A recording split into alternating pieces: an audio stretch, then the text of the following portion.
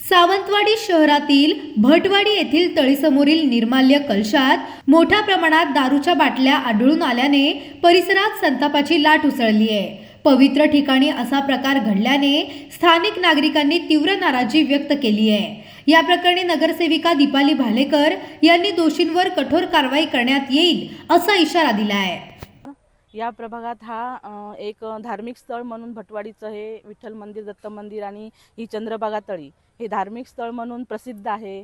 तर मला एवढीच विनंती करायची आहे इथल्या नागरिकांना की हा जो निर्माल्य कलश ठेवलेला आहे त्याच्यामध्ये फक्त निर्माल्यच टाका आणि इतर हे देवाचे फोटो असे ह्या बाटल्या असं टाकणं योग्य नाही, आपल्या संस्कृतीचे पटणारं नाही आहे। कृपया तुम्ही मनाचा विचार करून, जनाचा नाही मनाचा विचार करून कृपया इथली स्वच्छता राखा, एवढंच मी त्यांना सांगू शकते।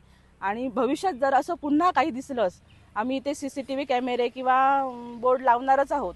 त्या माध्यमातून जर आमच्या कोण निदर्शनात आलं तर नगरपालिकेच्या माध्यमातून त्यांच्यावर कडक कारवाई करण्यात येईल। कृपया तुम्ही असे घाण कचरा इथे टाकू नका, एवढीच माझी विनंती आहे।